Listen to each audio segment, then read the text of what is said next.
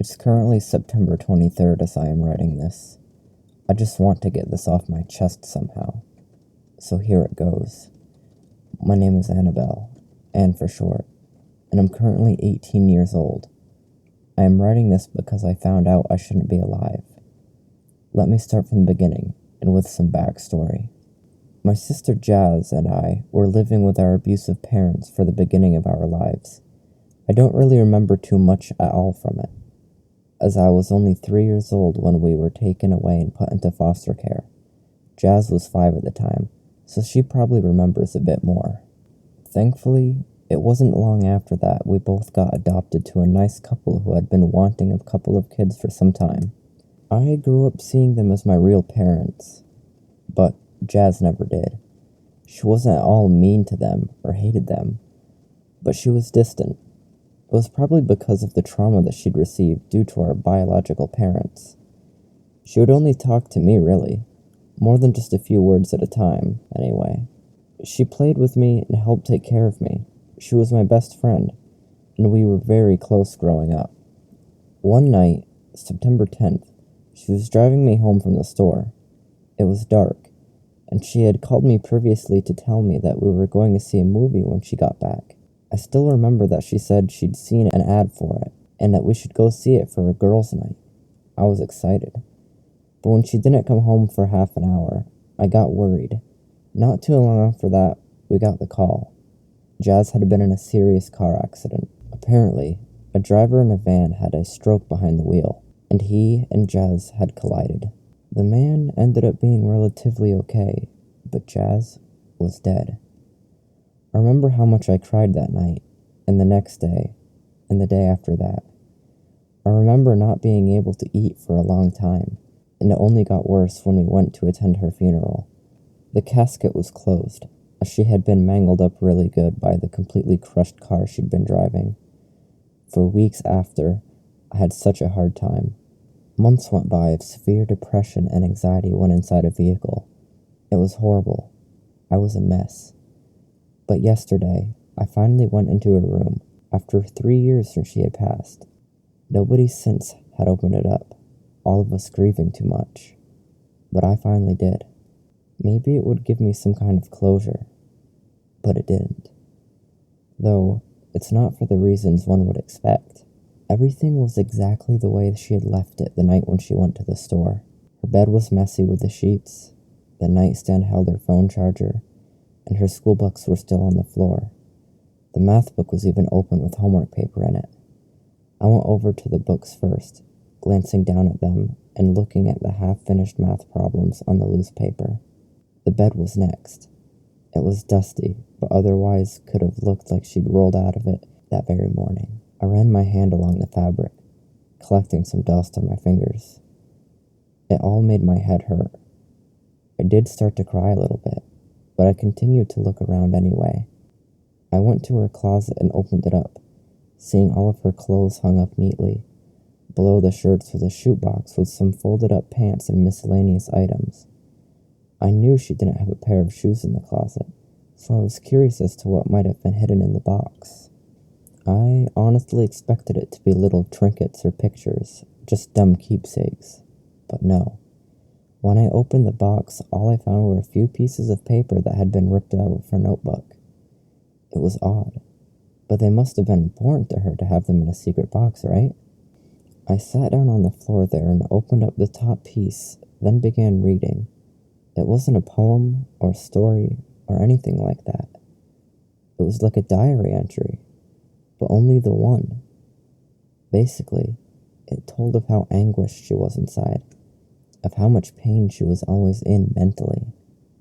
She wrote about how our parents had beaten her before, a 5-year-old girl. She told about how they took cigarettes and burned her skin, then took her toys and burned them too. She mentioned they did stuff like that to me sometimes, but it was mostly to her. And when she would scream out in pain or cry, they would cover her face with a pillow until she calmed down, usually with her passing out. I started to feel so much pain, knowing that our original parents had done all of this to her. I knew they were horrible people, but I never knew to this extent. I couldn't remember any of it. I had been too young. Then I read further, and the sympathy for her stopped. She started to blame me for what they did to her. I had to move on to the next piece of paper, and it said how everything they did to her was my fault. When I was around, they sniffed white powder and drank alcohol, she wrote. That made them angry and aggressive, and they usually went after her when she made any sort of noise or even was around them. Apparently, I was a very quiet kid, so they tended to ignore me instead of hurting me with her. She said how it was all my fault they hurt her and hated her, that I was a curse. The next piece of paper was the last. I was in tears by now as I read, but I had to see what else she had to say. Crying, I opened up the folded sheet with shaky hands and began to read. This one wasn't a diary entry of her feelings. It was a plan for revenge. She actually wrote and detailed the perfect plan to kill me for what she was so sure I'd done. It was dated to happen on September 10th, the very same night she died in that car crash. The plan was full of detail. She was going to take me to the movies that night, just like she'd call me and tell me we were just before the wreck. Except it was a lie. She only said she was taking me to the movies, and in reality, she was going to drive me into the forest. She had found a spot with a lake, part of a national park, and she was going to stab me to death with the pocket knife she'd always kept on her for protection. Then she would have thrown my body into the lake. She even made up the story already to tell the police that she had to pull over due to a flat tire, which she would then stab one of the tires. She planned to tell them that after we pulled over, some guys in a red car pulled up to help us, allegedly. She described how she would tell the police the two men actually stabbed me and then took me away to explain how my blood from her murder would be on the ground. She'd then tell them she ran, and she would be sure to throw her knife in the lake to get rid of the evidence.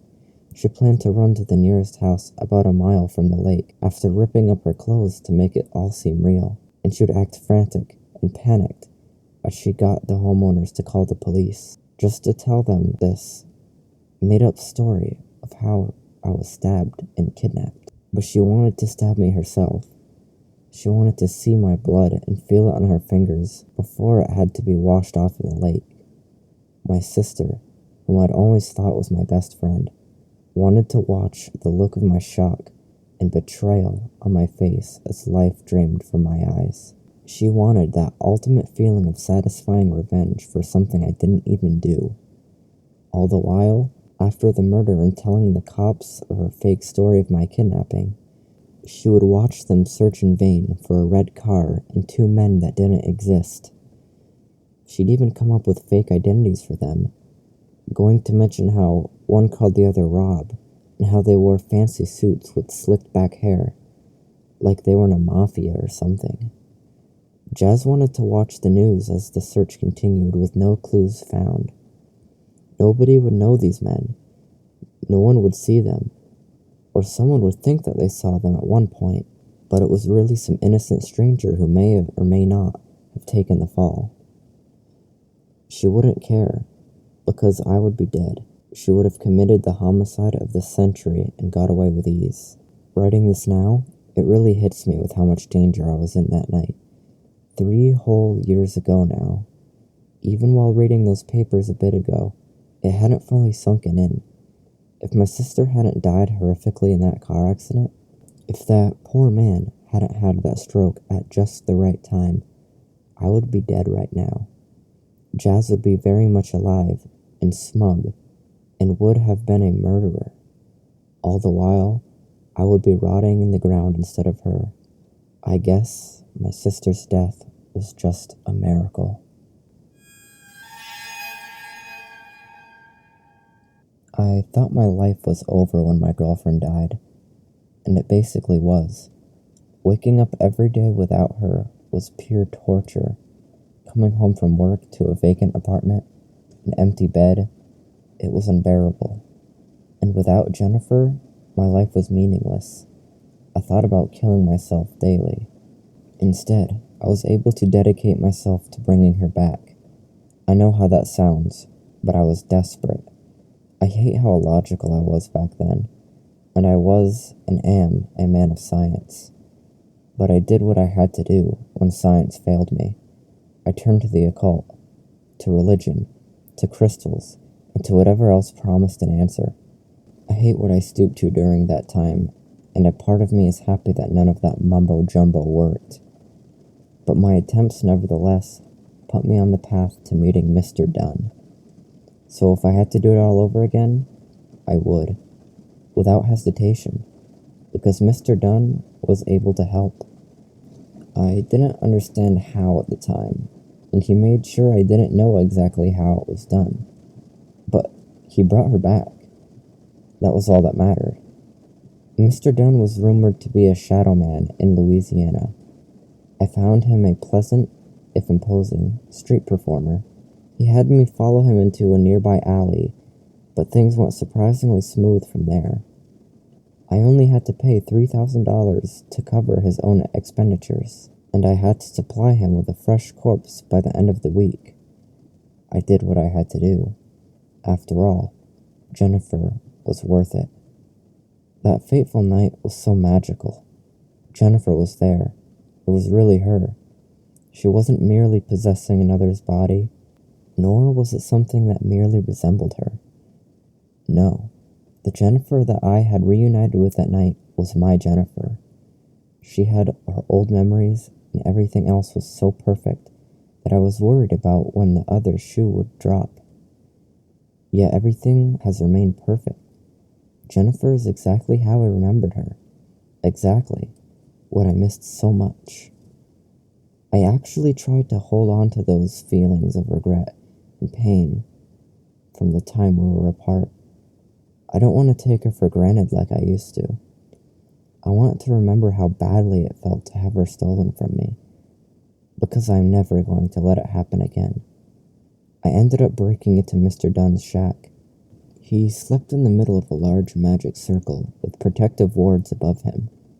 But whatever mystical force he relied on wasn't as powerful as the kinetic force I welded through my .45 pistol.